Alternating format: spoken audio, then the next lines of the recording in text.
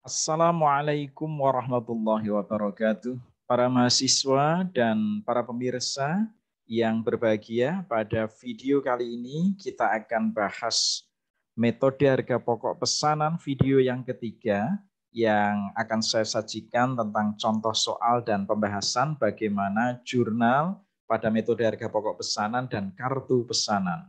Materi ini berada pada mata kuliah akuntansi biaya. Di sini adalah contoh soal dan pembahasannya, sedangkan materi tentang bagaimana menjurnalnya itu ada di materi sebelumnya, metode harga pokok pesanan kedua. Jadi materinya ada di sana, ini adalah contoh soal dan pembahasannya. Semoga materi ini, video ini bermanfaat. Amin ya rabbal alamin.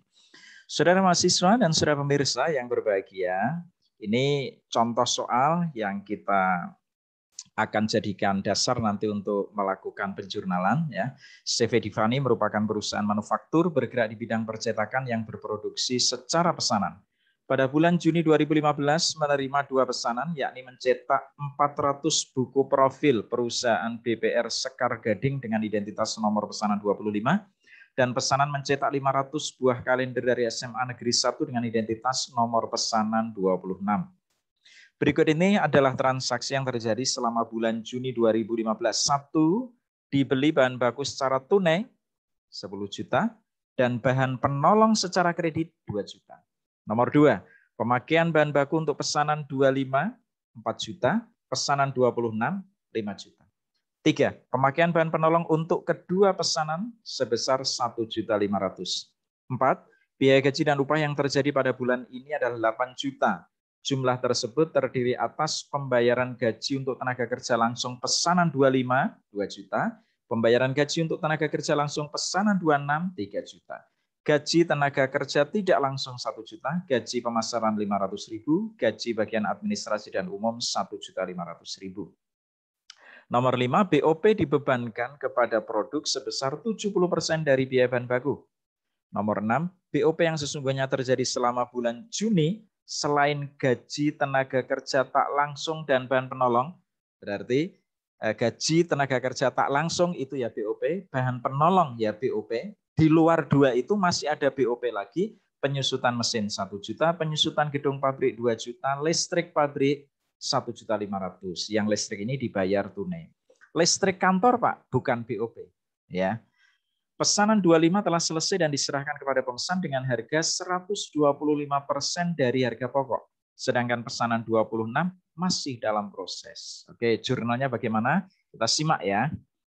Baik, nomor 1, dibeli bahan baku secara tunai 10 juta, bahan penolong secara kredit 2 juta. Gampang sekali, berarti persediaan bahan baku debit 10 juta, karena dengan tunai kasnya berkurang, kas kredit 10 juta.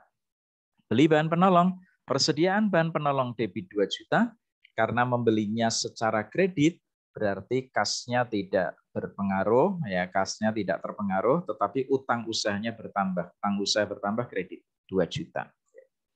Berikutnya nomor 3, pemakaian bahan baku untuk pesanan 25 sebesar 4 juta, pesanan 26 5 juta, berarti totalnya 9 juta.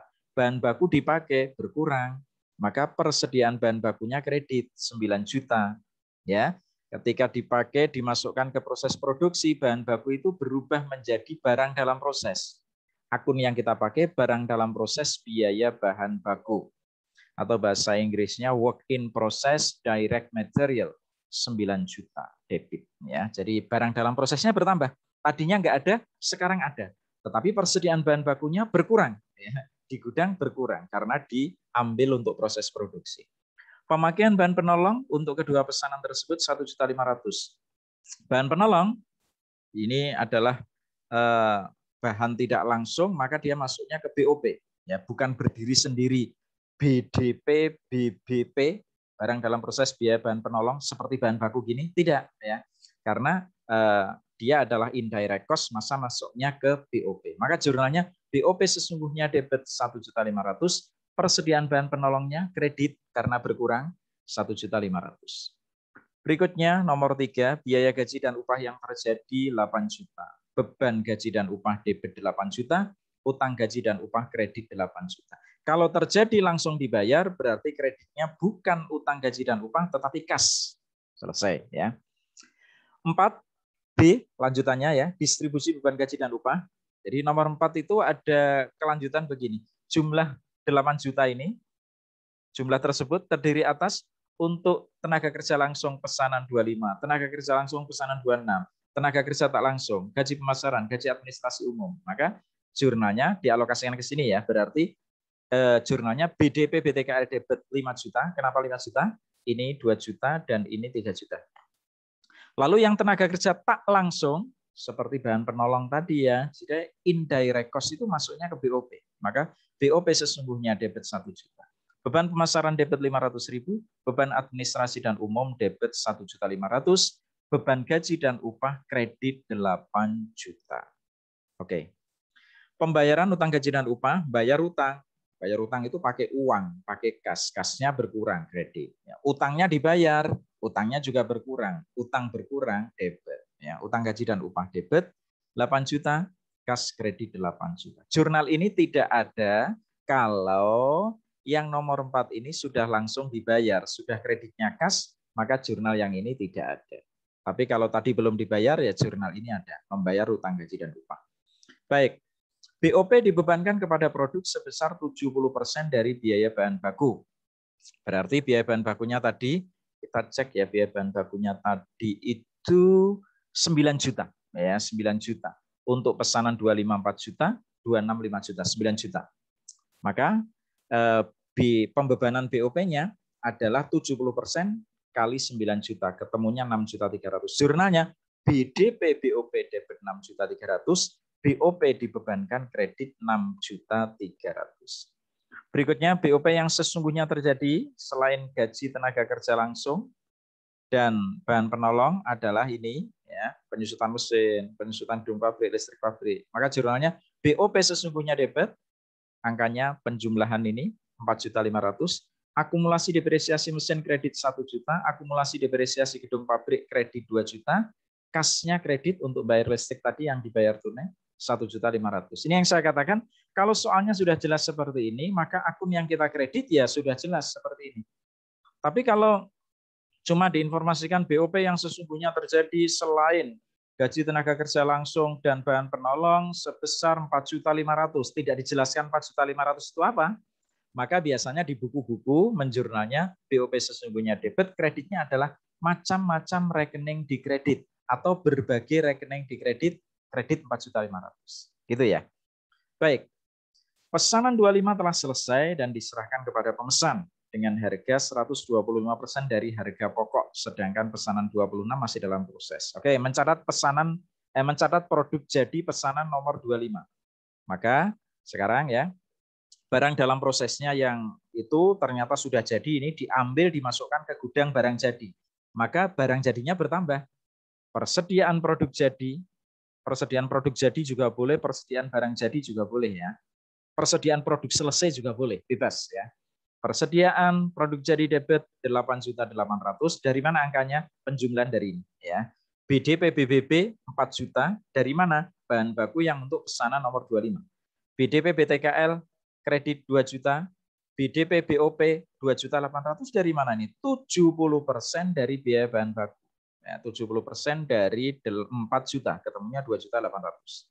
Totalnya berarti barang jadi itu harga pokoknya 8.800.000. Oke, penjualan atau penyerahan pesanan nomor 25 kepada pemesan, diserahkan kepada pemesan, barang jadinya berkurang karena diserahkan kepada pemesan, ya. Maka persediaan produk jadinya kredit. Oke, saya ulang ya. Diserahkan kepada pemesan. Kalau dibayar ya kas debit. Kalau belum dibayar piutang usaha debit, ya. Lalu penjualan kredit. Angkanya 125% dari 8.800.000, ketemunya 11 juta. Lalu harga pokok penjualan debit, persediaan produk jadi kredit, angkanya 8.800.000.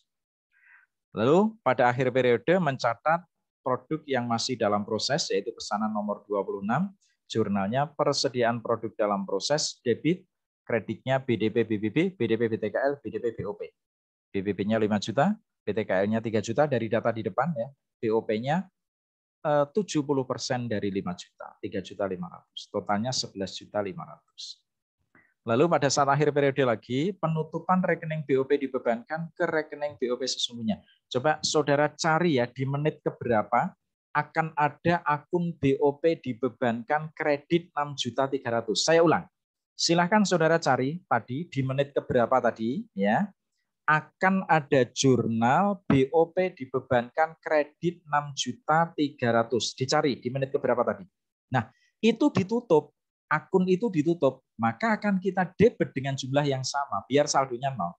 Menutup itu maksudnya menolkan saldonya, menghabiskan saldonya. Ya, kalau tadi ada BOP dibebankan kredit, maka sekarang akun BOP dibebankan, kita debit 6.300.000. Lah akun tandingannya apa? Ke rekening BOP sesungguhnya, maka BOP sesungguhnya kredit 6.300.000. Lalu yang terakhir ya, pengakuan selisih BOP. Pada kasus ini selisih BOP merupakan selisih yang tidak menguntungkan atau unfavorable variance, selisih yang rugi. Karena BOP sesungguhnya yang terjadi lebih besar dibanding dengan BOP yang dibebankan. Tiwas membebankan 70% dari biaya bahan baku, jumlahnya itu 6.300.000, ternyata BOP yang sesungguhnya terjadi ini bahan penolong 1.500.000, tenaga kerja tak langsung 1 juta, penyusutan mesin 1 juta, penyusutan gedung pabrik 2 juta, listrik pabrik 1.500.000, jumlahnya 7 juta.